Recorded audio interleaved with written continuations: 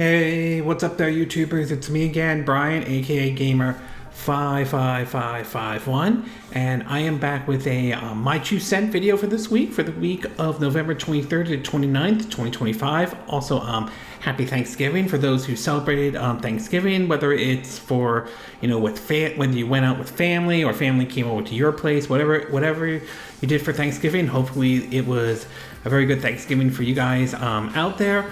Also, there won't be any video review for this week. It's pretty much, the end of the month and everything like that. And normally I take that as use that as sort of like a day off from shooting videos and everything like that. So there's not going to be any video for this week or anything. But we have 3 stories to cover this week, including basically Nintendo buying actually a studio in Singapore that was owned by Bandai Namco. Some interesting information has come out about the upcoming Switch 2 exclusive, the Duskbloods though, and reports are coming out that it looks like Celebrate 2 and maybe the first one could be coming to other platforms as well. If you're interested in where I get the source of these information, links will be in the description of this video, including timestamps as well if there are certain parts of this video you wish to skip to and all. But before we get started, I like to do what I like to call the quick My 2 cents, stories that kind of caught my attention, but I'm not going to go into a huge amount of details and all. The first one has to do with basically Nintendo has expanded their Switch Online this week with 2 NES's and Game Boy titles, to be exact though. And on the NES side, we have basically Ninja Gaiden 2, The Dark Sword of Chaos, and Battletoads have made their way over to basically on the NES side. On the Game Boy side, we have Capcom's Bionic Commando and Kid Icarus of Myth and Monsters. So certainly nice indeed to see these titles make it in and everything like that. Obviously the Ninja Gaiden 2 is part of the NES Ninja Gaiden trilogy released back during the NES days. Battletoads is certainly nice, indeed though. Certainly nice to see that one come into the service though. I remember playing that game. That was like a game that was hard as hell though, but luckily with the Wii Rewind feature and the quick save feature though, it could make the game maybe not as difficult as it was back in the day when it originally came out and everything. As far as the other 2, Bionic Commando, certainly nice indeed. I know there was one released on the 360 and PS3 back in the day that didn't get like the best response and everything like that. And Kid Icarus of Myth and Monsters, again, definitely nice that they did. We haven't really seen Nintendo do much with the franchise outside of, I think, 2011's, Kid Icarus Uprising released on the Nintendo 3DS.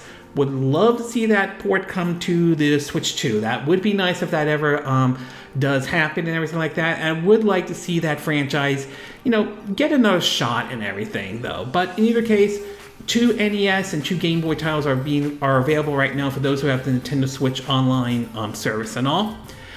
We also learned that the Blooper team is going to be working is going to bring Layer of Fear to the Switch 2 next month though. I never really tried this franchise out before though, but we have seen Blooper team work on several games. There's been some good response to the Silent Hill 2 remake, to I think Chronos. I've heard about that one. I've heard that one got some good reviews and everything. I've yet to try it out though, especially onto the Switch 2, but either case, this one should be very interesting indeed. We also learned about basically Assassin's Creed Shadow has its file size been revealed and everything. Supposedly the report, I believe I heard it was like around 62 gigabytes, which is certainly nice indeed, along with some information regarding what to expect into Assassin's Creed Shadow, as it's been reported it's using DLSS and everything like that. So certainly nice information about that indeed. I'm curious to see how this one's going to play on the Switch 2. There have been some reports that it could be as good as what Star Wars Outlawed on the Switch 2 was, which was interesting indeed, especially with how that game ran on the Switch 2 and all. So it'll be very interesting to see how that one is though. But if the report about the file size is true though, I mean, not bad or everything like that. Yes, it's a game key card. I get it. Not everyone's a fan of the game key card in general, though. But it's not something, at least from my perspective, at least I'm not losing sleep over it. Indeed. We also learned that Bethesda might be looking at the idea of doing shadow drops after the success of Oblivion Remastered. For those who are not familiar, that game was surprised a lot of folks when it was revealed, coming to multiple systems, mostly on PS5, and available on Game Pass for those who have Game Pass and everything like that. I will say the approach of a shadow drop can be kind of a hit and miss sometime, though. Obviously, they did have success with Oblivion Remastered, but there were those that were debating whether or not, Hi-Fi Rush, which was Shadow Drop, found any success either. Some think it did, others did not, though. There was a whole mess with that one, including when Tango Gameworks was shut down by Bethesda Microsoft, although it got picked up by another studio and everything like that.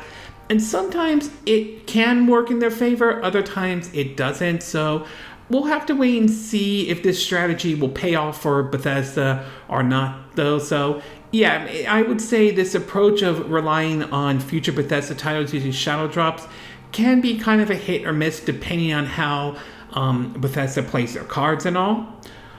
We also learned that basically those who are on the PC side of gaming, it looks like Valve is adding support for the Switch 2 Pro controller, which I would say this one really shouldn't surprise anybody. I remembered when they added support for the Switch 1 Pro controller, so this one really isn't really surprising to a lot of folks, though.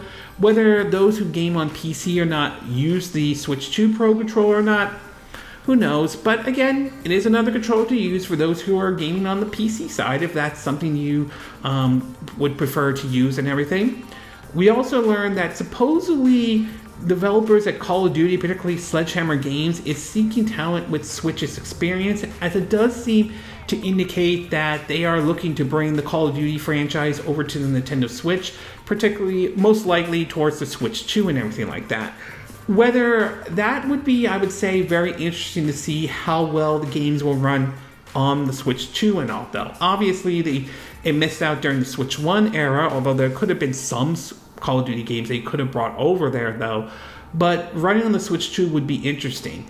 That said, though, we've seen the amount of storage space or the amount of space needed to have some of these games run, especially with Warzone and everything. And let's just say Black Ops 7 did not get like the best response out there at Indeed. So it would be interesting to see how that game runs on the Switch 2 or not. That said, though, I may not be a huge Call of Duty fan or anything like that, but I'm not against this game coming to the Switch 2. If there's an audience for Call of Duty, that would be great, and that's fine, though. And should the game do well on the Switch 2, I do wonder if this would add pressure to EA to consider bringing, the Battlefield franchise over to the Switch 2 and all, assuming there's an audience for that kind of game as well. So time will ultimately tell. It's possible it could be the next Call of Duty game that will be out next year. Others are speculating it could be they could bring Black Ops 7 to basically the Switch 2. Others believe it could be maybe past Call of Duty games making their way to the Switch 2. So that's a possibility, but it'll be interesting to see if other studios under Activision or Activision Blizzard start seeking talents for those with experience with particularly, the Switch experience, or particularly with Switch 2 and all. We also learned that there is continuing a job listing for Beyond Good and Evil 2, and this one, I'm worried about this one on the exact. This game has been, I would say, in development hell for quite some time and all, and there have been questions of whether or not this game will see the light of day. I'm also worried that this could be another Skull and Bones situation, a game that has fallen in development hell, with the CEO talking about how they're looking at this as a quadruple A experience, which that did not turn out as well as I think some folks were hoping, to be exact, though. I just feel like this game could fall into like another Duke Nukem Forever type of a situation, but we'll have to wait and see. I mean, we have not seen anything outside of maybe a trailer like years ago, and maybe some leaked gameplay footage, though. But since then, who knows about that one. That same thing with the Prince of Persia, The Sands of Time remake. Remember when the original trailer came out with that, and then Ubisoft paused that one and brought development from another studio to handle the game, though. So we'll have to wait and see, though, on this one, to be exact. I have my doubts, but time will ultimately tell if basically this game does get to see the light of day again and all. We also learned that supposedly Metroid Prime 4 Beyond, which will be out supposedly next week, is going to be basically the beginning of a new storyline in the series. Which, if that is true, though, I am very curious to see what direction they'll go with after, Metroid Prime 4 and all. And I'm also curious to see where Prime 4 fits into the timeline, because we know that the original trilogy, Metroid Prime 2, Echoes, and Metroid Prime 3 Corruption, took place as supposedly after the event of the first Metroid game, but before the event of, I believe, before the events of Metroid 2, I think Samus Returns and everything. So it will be very interesting to see where they go with this direction, though. We know supposedly there will be a 5th entry, though. At least that's the claim. And as far as the 6th entry, don't know at this time, but if they are going to do a brand new storyline, I would say it's going to be interesting I would say more likely that will happen. Again, we don't know if Retro Studios will work on those 2 games, but given the amount of time that was supposedly with Bandai Namco Singapore working on that one, and then Nintendo rebooting it, though, odds are they'll let Retro Studio do the 5th and possibly 6th one. Although I would like to see Retro Studio tackle maybe another Nintendo IP outside of Metroid, like they did when they were given in charge with the Donkey Kong Country Returns and Donkey Kong Tropical Freeze, or even come up with their new IP, like what we saw with Monolith Soft with basically, the Xenoblade Chronicles series. So it's certainly nice to know that that Metroid Prime 4 is the beginning of a new chapter in the Metroid Prime series and all. We also learned that basically the PS5 sales in Japan quadruple as this new model had launched. For those who are not familiar, Sony started to release this region lock version of PS5, but only in Japan. Very similar to what Nintendo did during the Switch 2 launch, where they had this region locked Switch 2, but only available in Japan at a lower price compared to the current model out there, though. So basically, it's a choice for those who opt to go for, the region locked version and all. And supposedly this did well enough, basically, that Sony seems to be very pleased with this approach. I won't say it completely overtook the Switch 2 or anything like that, but it definitely Sony was very pleased with it, as we've also seen Sony do a bit more of a push in the Japanese market than they have done in the past, though. So this may be the start of them really pushing more and more into, the Japanese market and so forth. So certainly, at least according to what Famitsu, or at least according to what Sony is saying, though, it seems to be this new model seems to be doing very well in Japan, at least for now and all. And last but not least, we are learning that it seems with Assassin's Creed Shadow, Ubisoft is going to offer microtransaction that will allow them to fund chunkier updates going forward, rather than doing DLCs or something like that. I would say I'm very mixed on this, to be exact, though, because we've seen microtransactions used before for a lot of these games, especially for these retail type games, and they haven't gotten the best response out there at all. I mean, I will say Ubisoft has sort of been borderline close to the use of microtransaction. While they do claim it's an optional choice, we've seen how some game studios out there have gotten a bit greedy, let's just say, with microtransactions in general, though. Obviously, this is not going to go over well with everybody online or anything like that. Some might just ignore it outright, but I can understand some folks may be a little bit not too comfortable with this, though. For me, though, I'm very mixed on the use of microtransactions in video games, though. I'm not completely against them if it's a free-to-play type of game, though. I'm a little bit more tolerant with that, though. Still upset when developers get a little greedy with it, but I'll be a little bit more tolerant if it's a free-to-play game, such as what we saw with Genshin Impact and everything like that.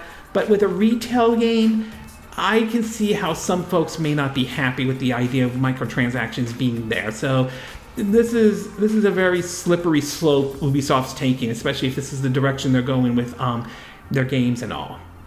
And in the movie and TV show part of the Quick My Two Cent, we do have basically reports about the ending for season 2 of Fallout for season 2, or at least some idea, and it doesn't seem to indicate that it's going to follow one of the the multiple endings for those who played Fallout New Vegas, though, which would be interesting if this report is true and everything, considering the fact that when the ending of season 1 showed us New Vegas, and this gave a lot of speculation of which was the ending from Fallout New Vegas, the true canon ending. And at least according to what this report from the Direct, it doesn't seem, it may not be one of the multiple endings. At least that's what the report is saying, though. We'll have to find out once season 2 comes out to determine if that is true or not, though. But that would be very interesting to see, though, how they are going to approach that. Approach the ending for season 2 of Fallout and all.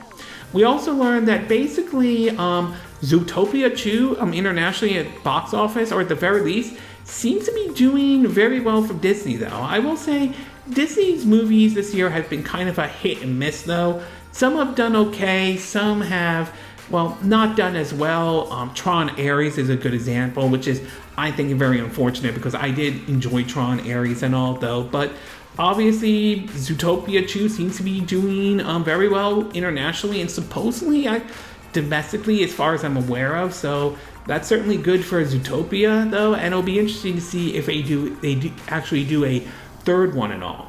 And last but not least, though, we have a sort of an interesting report from Variety that seemed to indicate that Macaulay Culkin has an idea for a Home Alone movie, and supposedly the idea is that it basically has to do with his son setting traps for him, like what the original Home Alone and Home Alone 2 Lost in New York was for.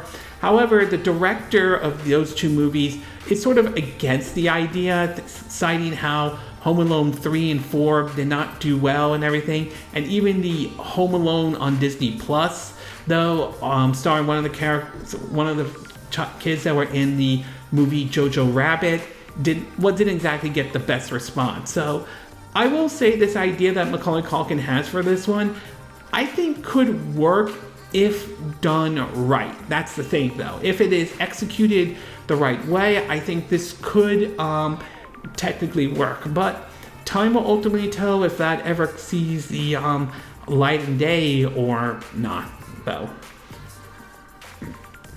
Okay, with the Quick My Two Cent part now done, along with the movie and TV show part of the Quick My Two Cent, we'll get started with our first story, and this one has to do with Stellar Blade, particularly with the possibility of the sequel going multi-platform, though. Now, Stellar Blade was originally released on the PS5 and everything like that before making its way over to PC, mostly because they signed a deal with Sony to make that a PS5 exclusive at the time, though.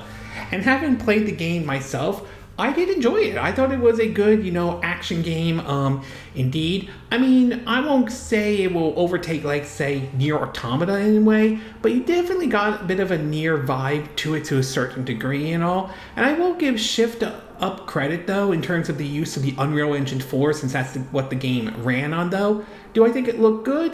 I mean, yeah, but I will say maybe not as good as some of the HD 2D games we see from Square Enix, like Octopath Traveler, to, like the Dragon Quest games and everything. So maybe not on that scale, but still looked impressive indeed. And I will say I kind of viewed it as more as a AA type of game, not a AAA type of game, although I've heard some comments that they refer to it as a AAA, but I personally, at least from my perspective, looked at it from a AA type of game. But in either case, though, I did enjoy Stellar Blade, though, and I'm looking forward to seeing what Shift Up can do with Stellar Blade 2, and maybe do another single player type game, maybe not as an action game, maybe in different genres out there. So it still will be interesting indeed. I know one of the main selling point was Eve and the whole fan service type of a thing. But honestly, you know what? I've seen many games with fan service. Some I like, some I don't. But either way, though, it wasn't a huge issue for me, though. I still think the game was good, nevertheless, and all. So the idea of a sequel, I'm not surprising given the positive response that Stellar Blade got, though. But what's interesting is we're starting to hear that we could see it being released on multiple platforms and all.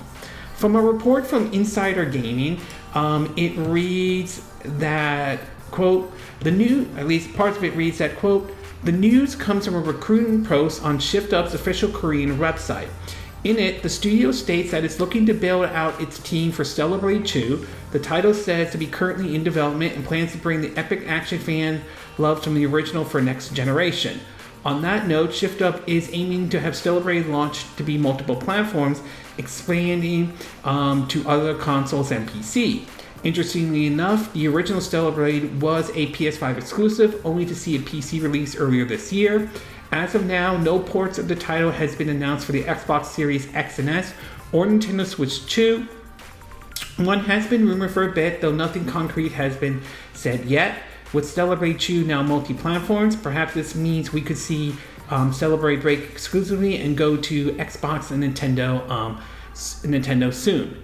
So, I mean, great to see that a sequel is in the work, but in terms of it being multi-platform, that's kind of interesting indeed, because there was a report that Sony purchased ShiftUp, and I thought it would be basically just exclusive for that platform. But lately, Sony has been sort of on and off to some degree, at least from my perspective, in terms of the exclusivity issue and everything. Outside of Nintendo, which basically has been all in on exclusivity, which seems to be working with them, unlike, the direction Microsoft has been going with their approach to exclusivity and all, though. But in either case, though, if they want to bring Stellar Blade 2 as a multi-platform release, that is certainly good indeed. That would be very interesting to see how that game runs and plays, especially if it does come to the Switch 2 and all. As far as the original one, so far we've yet to hear it come to other systems, though, but I certainly would be open to the idea of it coming to the Switch 2 or the Xbox Series X and S.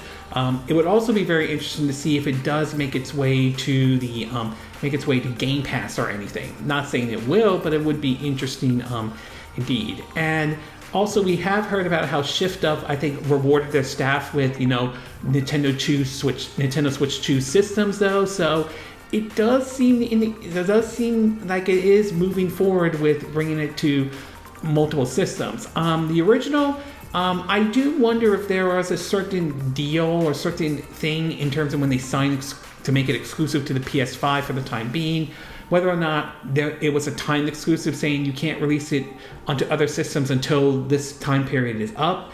That's a possibility. Again, I don't know, but that could be a possibility indeed. But in either case, though, I'm curious to see how Stellar Blade 2 would play, especially if it's coming to the Switch 2. The other thing is that what engine will they use to power Stellar Blade 2? We know the first one ran on Unreal Engine 4. I'm curious if ShiftUp decides to move from Unreal Engine 4 and use Unreal Engine 5 on that one. Although there has been some reports of some studios mix or having issues with Unreal Engine 5 in general, although Epic has kind of responded to that. To be exact, some of it is to do a better job with optimization, which you can argue whether that was the right answer to give or not, though. But in either case, though, this is certainly some good news indeed, especially for those who who may not be a fan of the idea of exclusivity, although I have a different perspective on that view and all. But overall, certainly nice indeed if this report is correct of seeing it becoming a multi-platform release for Stellar Blade 2, though. I'm very curious to see if it does make its way to the Switch 2, and if it does, how it will look and run on the Switch 2. And I'm hoping that means the first one isn't far behind as well. I mean, Death Stranded made its way over to the Xbox Series X and S, though, and while Death Stranding 2 has not, I wouldn't rule out the possibility of that coming to the Xbox Series X and S at some point down the road. And that's kind of how I feel with basically Stellar Blade in general and all. Okay, we're going to take a quick break, and when we get back, we'll get to part 2. And this one has to do with a interesting report in regards of Duskblood and all. They supposedly switched to exclusive. So we'll take a quick break, and we will be right back.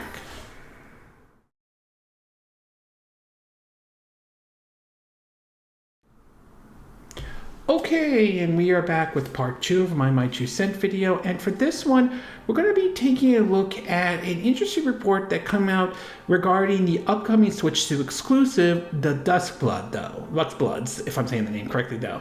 Now, this was an interesting announcement that was made during the Nintendo Switch 2 Direct back in April. It was sort of like for the Nintendo, like the one last thing announcement. And to learn that the fact that Nintendo is publishing a game from Software, which is known for, the Souls-like games, like the Demon Souls and everything like that, including Elden Ring, which has become a huge success for them, a Bandai Namco and everything like that. I was very curious about this title because it definitely gave off a little bit of a Castlevania and Bloodborne vibe to it. Another game that also From Software has made. However, I will say though that I was a little bit mixed when some of the response came out in regards of it being a PvV and PvE, sort of a multiplayer type of game, and I'm still mixed on the idea of them taking that approach. Now, whether or not that clicks with the audience, particularly with Switch 2 owners and Nintendo fan, remains to be seen. So I'll give the game a benefit of a doubt, but I'm still a little mixed on the approach they're taking compared to how I am with, taking a single player approach and everything. But it seems to be that the report coming out seemed to indicate that it does sound like a lot of effort was put into basically Duskblood and everything. From a report from basically of mynintendo.com, it reads that the Duskblood, being that it's from software joint, all the good stuff, it's certainly high on our list of games that are arriving on Nintendo Switch 2 in the near future. However, given that it's a multiplayer type deal in the same vein as studio-driven Elden Ring Nightwind, we understand there's a little bit tempest surrounding, or at least that's how it's felt. Solow from Software efforts get a big thumbs up very quickly. It seems with the words like multiplayer or even online might make you feel it's not a full-flat adventure from the Aulx Studio. Perhaps understandable. And yet, according to a new leak surrounding the game, as reported by Vice, the Duskblood has been cooking longer and has more consideration put into it than any From Software work thus far. The leak in question comes from a Chinese journalist who gained credibility after leaking correctly Elden Ring info before it launched back in 2022. As translated by ZIOSTORN, they report that, from what I know, the Duskblood was greenlit even earlier than the marketing period for Sekiro release. It is From Software, a title that spent the longest time purely on gameplay prototyping and validating among all of their games so far. Although it's PvE and PvP, it reportedly contains many innovative elements the team themselves are very proud of. They go on to claim that the game, which sees the creator of the Soul series on directing duties, lets you forget could be more influenced than the likes of Sekiro, which was launched in 2019. And it's a great big red mark that it paints on the baddies for you. So it seems that there may well be some big new mechanics at work here that we are yet to find out about as you go down and dirty on one of the game's vampire flavor Duskworm combatant cell. As to why it's been so quiet on the news regarding the game thus far, the same leaker said that all of Elden Ring's Nightwind DLC will be wrapped up sometime, which occurs on the 7th of December, before From Software turns their full attention to reviving up their Duskblood engine. With no confirmed release date beyond 2026, plus not a whole lot of info about the PvPvE online adventure to sink our teeth into, and the Switch port of Elden Ring delayed into next year. Let's hope we're in for a little Xmas presume it's info drop or just a tease. They point out that kind of stuff as well. So yeah, I mean, and this all came from like a YouTuber who basically talked about this and everything like that. But yeah, I mean, it is very interesting if a lot of this information is true and all, but still, I'm a little iffy, at least from my perspective, on the PvP, you know, the multiplayer part, the online. Though it just in a way can turn some people away, though, to be exact, though. Okay, so still, it's not to say I want the game to fail or anything like that, though. I am very curious to see how Switch 2 owners will respond with this type of game and everything, but still, I'm a little mixed on the decision to take it with a multiplayer approach. However, I will give From Software the benefit of the doubt, especially if this report is true, and we'll see how this game plays into everything. We still need to see the actual gameplay and everything like that, not to mention how well the game will run on the Switch 2 and all, considering there were reports when Elden Ring was shown on the Switch 2 that there were issues with that game, and that was one of the reasons they delayed it into next year. So we'll have to wait and see, you know. One other thing that has kind of popped up lately has been the issue of it being an exclusive to the Switch 2 and all, as there are some out there who feel like this should have been a multi-platform release, though. And while I can understand that argument to some degree, it is worth pointing out that Nintendo was willing to, supposedly from what I understand, though, I don't know if how accurate this is, but from what I understand, Nintendo supposedly is the one funding this game and everything like that, which, if that is true, it's kind of similar to how I view similar thing when they funded Bayonetta 2, which is basically, you know what, if they're willing to put 100% fund this game with their own money and all, then ultimately they're the ones that can decide whether they want to make this exclusive to their system and not. And if they want to do that, then yeah, they have a right to do that and all. I know that I remember when people were there were those upset about this being exclusive to that system and everything like that. But if they're willing to put money behind it, though, and really do that, at the end of the day, it's going to be their decision. Now, it is possible they could take the approach that we saw with the Wonderful 101, where, yeah, they were willing to let it go onto other systems, but they will only fund the Switch version. Anything outside of that, that's on Platinum. They're on their own on that one. And in that case, they did a Kickstarter for that one, to be exact. But still though, if Nintendo is funding this game with their own money, then at the end of the day, they're going to be the ones to make the call on whether they want to have this on other systems or not. If they choose to keep it only available on Switch 2, that's going to be their decision, and that's one area where I do side with them in terms of regarding exclusivity and all, though. I know some may disagree with that, but if they're willing to put the money out, I agree with this approach with exclusivity and all. So overall, I would say I'm still a little iffy about the Duskbloods. I'm still a little iffy about them doing the PvP and PvE approach, though. But I will give them the benefit of the doubt for the time being, and I would like to see some actual gameplay and actually see how the game runs and everything to get a better idea and all. And I mean, yes, it might turn some folks away, especially with the PvP part or the online or multiplayer part, but it could actually end up sitting well with Switch 2 and Nintendo fans. So we'll have to wait and see. They're saying 2026, so hopefully we'll hear something maybe next year that we finally get more information about the Duskblood and all. Okay, we're going to take a quick break, and when we get back, we'll get to our third and final part 3. And this one has to do with Nintendo buying a studio in Singapore that was part of Bandai Namco. So we'll take a quick break, and we will be right back.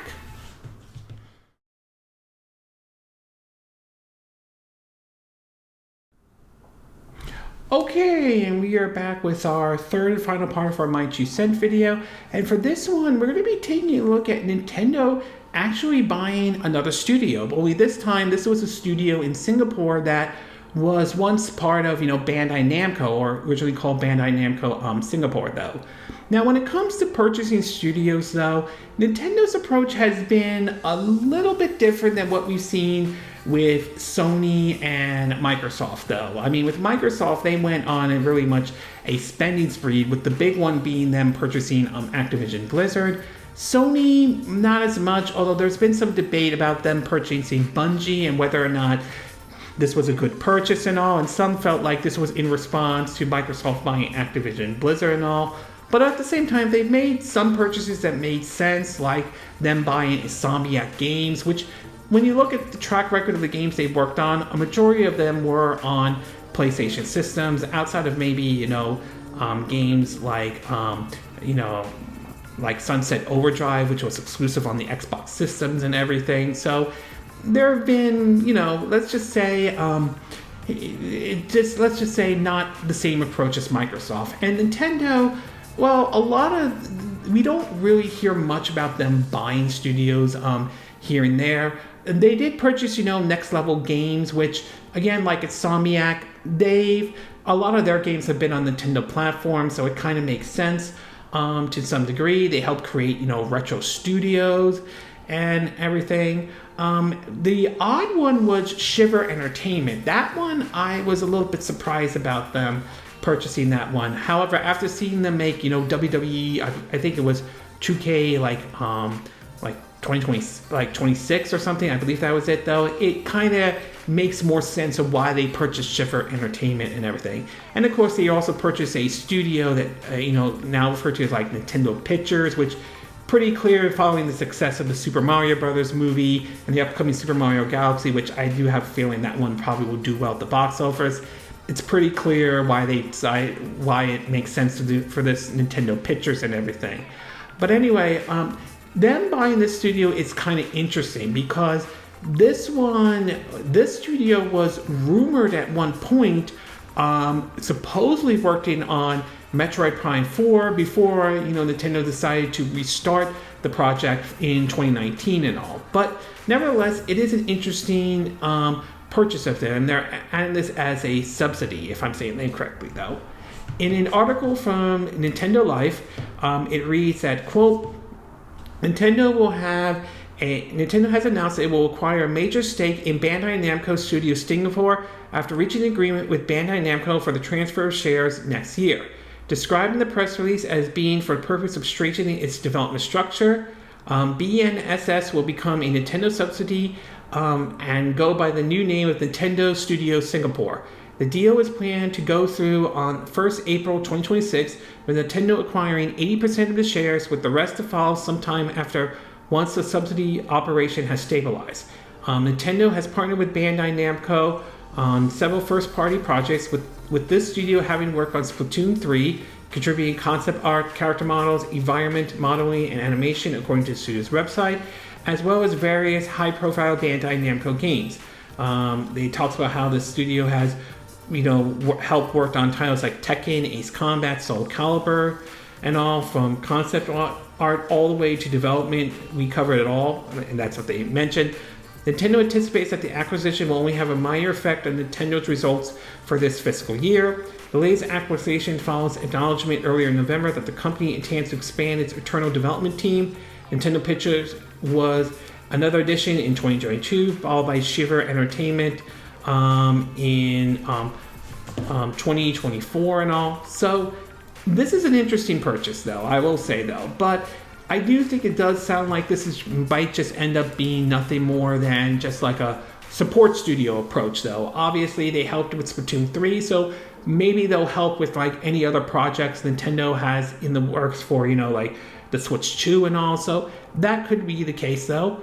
On the other hand, it is possible they could be given the green light to work on maybe any of Nintendo's IPs. Again, there could be plenty out there. Maybe they could work on a Star Fox game, maybe a Kid Icarus game, or something else like that. So it would be interesting to see what this Nintendo Singapore studio does, though. Again, it could just end up being nothing more than a support studio, since they have supported Bandai Namco before.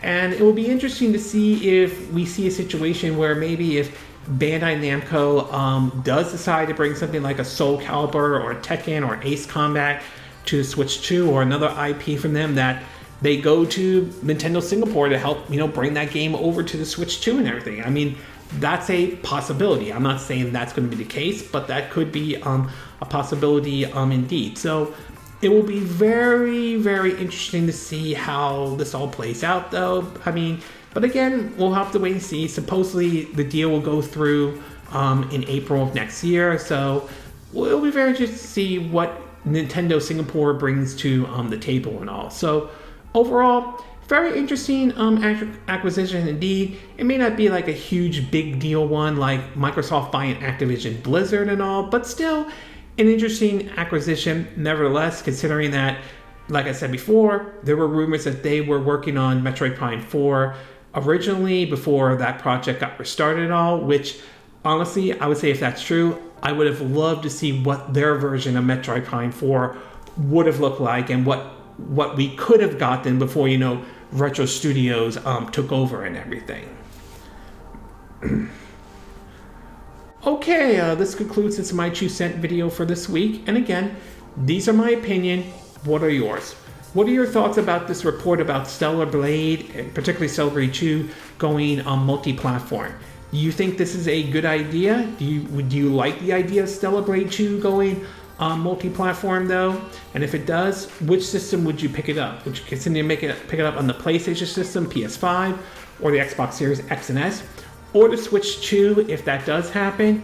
And do you think that shift up should bring the original Stellar Blade over to the Xbox Series X and S or the Nintendo Switch 2? What are your thoughts about this report on the Duskbloods, or at least the claims going around here about this being this ambitious title and all? Are you curious to see how this one is going to play and everything? Are you okay with the idea of being a PvP and PvE type of game, or do you think it should have done like an offline single player type of game with the Duskbloods and all? And what are your thoughts about the idea of Nintendo buying this Singapore studio that was once owned by Bandai Namco?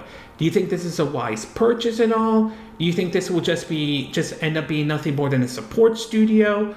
Or do you think it could maybe work on some old IPs, work on some IPs that Nintendo may have in the past, whether it's a new one or reviving some old IPs, like whether it's a Kid Icarus or Star Fox or anything like that?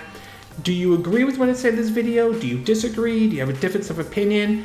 As always, sound off in the comment section below. Let me know what you think. And if you do like this video, I hope you hit the like button. I would appreciate it. And I hope you do subscribe to my YouTube channel. If you do, make sure you hit the bell icon for notifications of any new videos I put up. Also, feel free to share this video if you want to, and feel free to donate to my channel if you like. You can do it through PayPal Me, Patreon, or Steam Labs. Links will be in the description of this video, assuming you're watching this on YouTube or Patreon. And I will see you again next time when I do another video. Hopefully that'll be soon, most likely next week, but hopefully soon. Until then, from Southern California, I wish you all a good day then. Bye!